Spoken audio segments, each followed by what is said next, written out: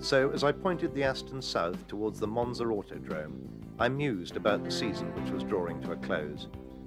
I seemed to have picked the wrong races to watch in 1957. For the second year in a row, I'd given Le Mans a miss, only for privately entered Jaguar D-types to finish first, second, third, fourth and sixth, led by the Acuria Cos car of Ron Flockhart and Ivor Buell.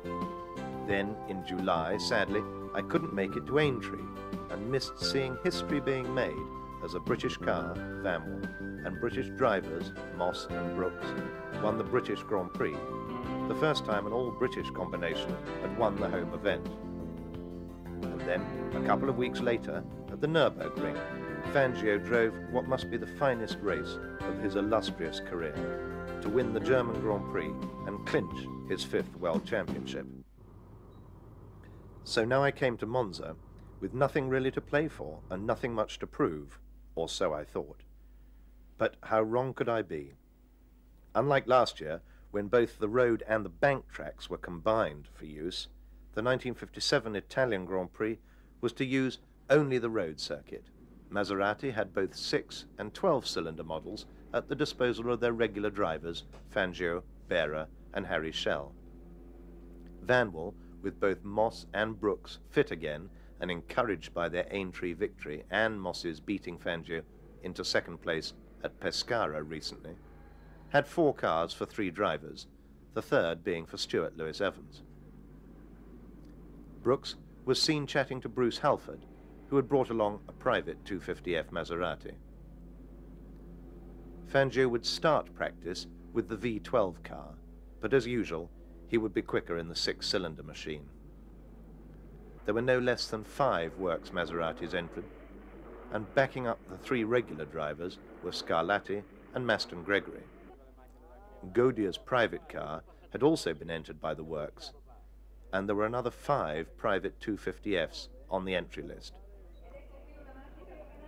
Ranged against the Vanwalls and all these Maseratis would be 4 Lancia Ferraris for Luigi Musso, Mike Hawthorne, Peter Collins and Taffy von Trips, who had now recovered from the injuries he sustained in the Nürburgring 1,000-kilometre sports car race.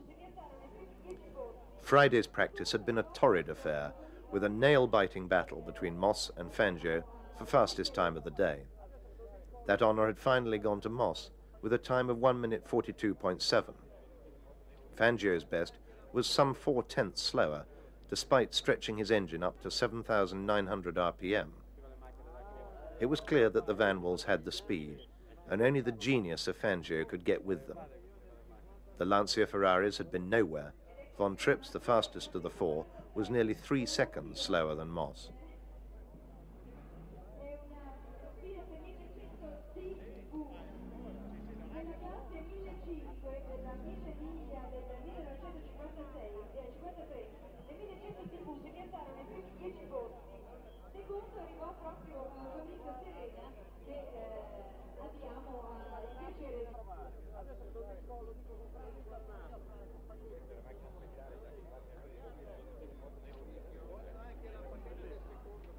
Saturday's practice session began at 3 in the afternoon, and it was still very hot. Hawthorne was the first to venture out in a modified long chassis version of the Lancia Ferrari. Then Lewis-Evans climbed aboard his Vanwall. He had only done a few laps the day before and was anxious to learn more of Monza. Moss discussed tactics with team manager David York.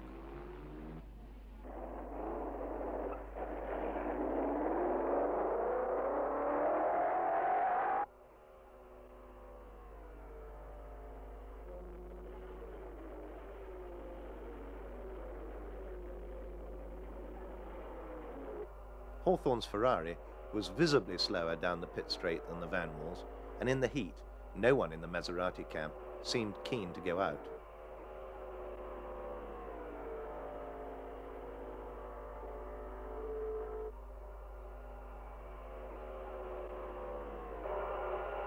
Out on the circuit, Mike Hawthorne was still struggling to get the Ferrari down to a competitive time.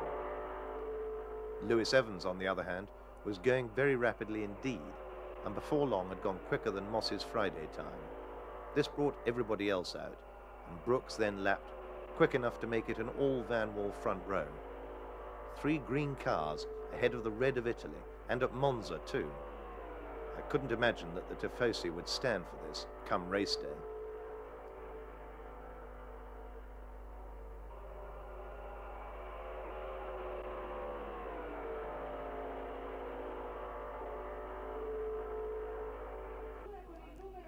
Collins's car was wheeled away. Incredibly, his Lancia's V8 was no answer to Van Wall's 4-cylinder hybrid engine and its efficient, high-speed shape.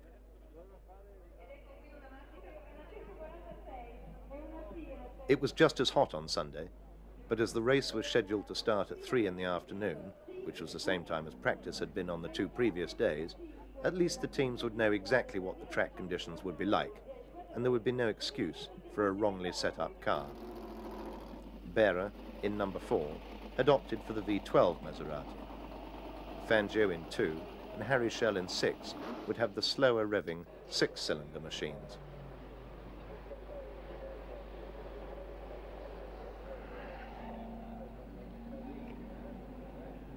Only a broken magneto shaft on Lewis Evans's car, after he'd set that pole position time, had spoilt a clean sheet for Van Wall reliability, and there was little for their mechanics to do as they prepared for the race. The Van Wall engine is a combination of Norton motorcycle cylinder blocks and a Rolls-Royce crankcase, equipped, of course, with Vanderbilt thin-wall bearings.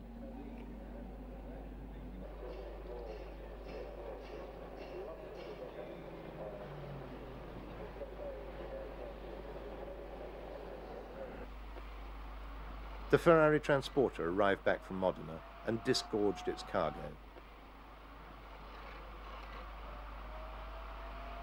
It was car 30 for Collins, 32 for Musso, 34 for Von Trips, and 36 for Hawthorne.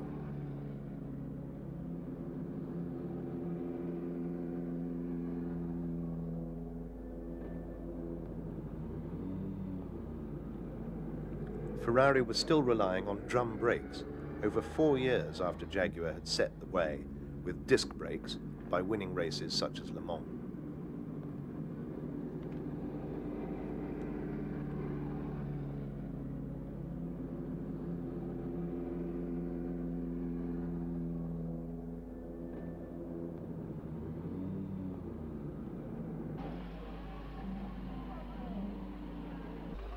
Ferrari had painted contrasting nose colours to add recognition as the cars approached the pits at high speed.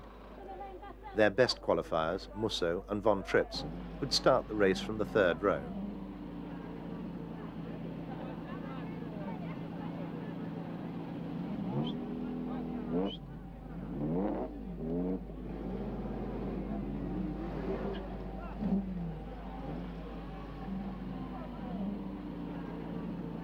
The world champion arrives, besieged as always by the autograph hunters, and behind him Collins's green-nosed Ferrari.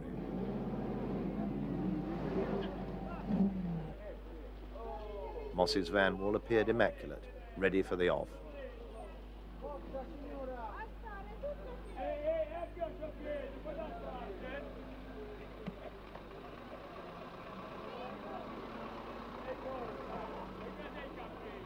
A pipe-puffing Hawthorne was ready with a witty quote for the attendant journalists as the other 2 Van Walls were pushed out. Maurice Trintignant was there, but without a drive.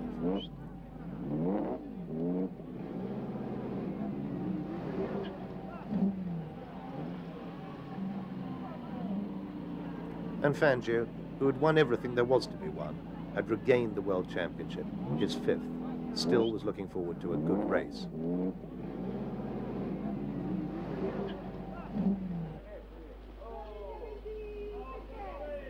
Peter Collins still had a lot to prove. The Van Wall team was first to be ready before a wide-open Monza track.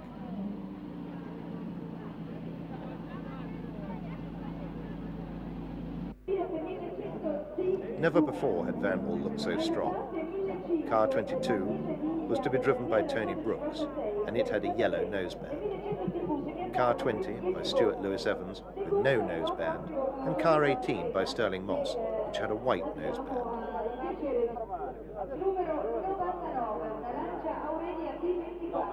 The officials in race control looked on as the mechanics wheeled out their cars onto the grid.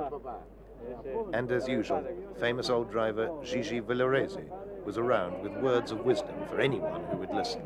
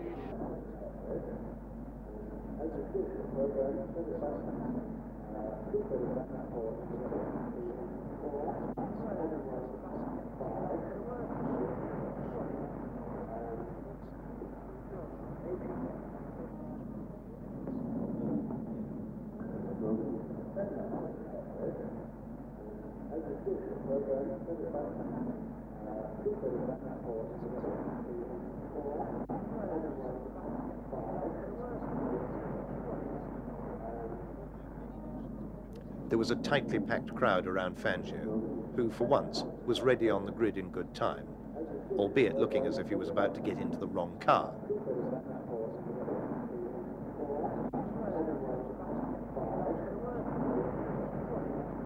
Away went the flags of all nations, up went the Due Minuti board, and it was time to go.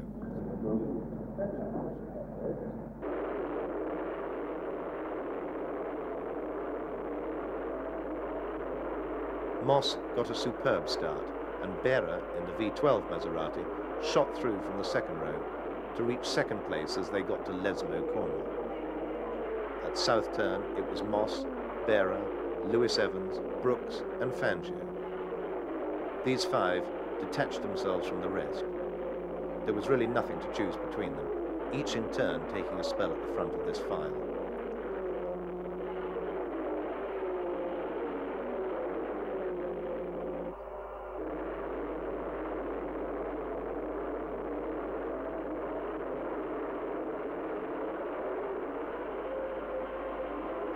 The battle for sixth place was equally fierce, with Schell, Collins, Musso, Hawthorne, and a brilliant young Bonnier in the Centro Sud Maserati, all equally matched. Now Berra had his nose in front of Moss again, and these two had pulled out further from the rest.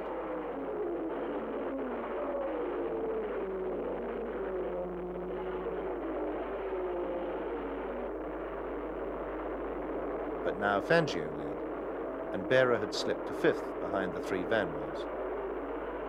Next time round, Brooks led, the Vanwalls side by side as they screamed down the pit straight. Then it was Berra, Moss, Fangio, Brooks, Lewis-Evans. What a motor race.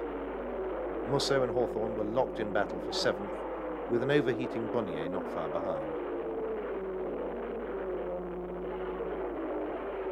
The leading five were by now lapping the back markers, and still there was no quarter being asked or given. But such epic battles never last forever. First to succumb was Brooks, who called at the pits to have a sticking throttle seen to. Collins was now fifth, with Hawthorne up to sixth, now that he was ahead of Musso. Brooks was recovering from his pit stop, but Lewis-Evans had had to retire with a cracked cylinder head. On lap 77, Moss pitted for new tyres, but was able to rejoin in the lead and ahead of Fangio. Berra was now out with engine trouble.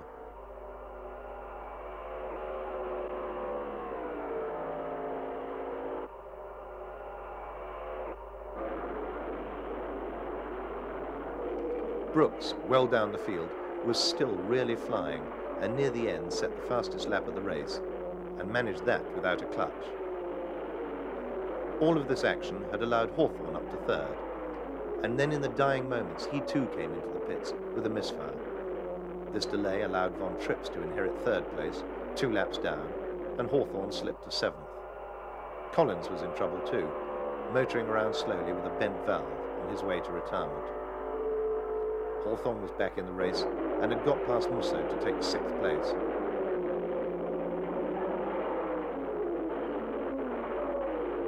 Fangio, some 3/4 of a lap behind Moss, had to be content with hanging on to his 2nd place. Sterling continued untroubled at the head of the field, en route to an historic victory, and after 87 laps, at 193 kilometers an hour, he crossed the line.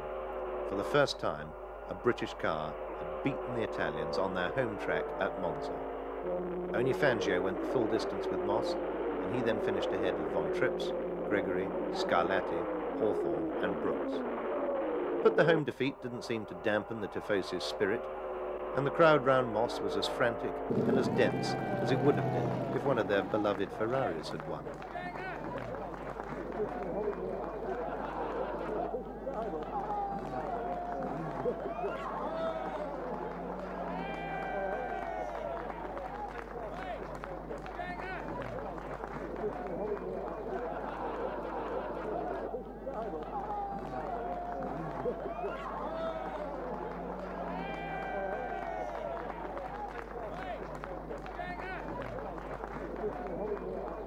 So Vanwell finished the season with 3 Grand Prix victories to Maserati's 4, all 4 achieved by the world champion Fangio.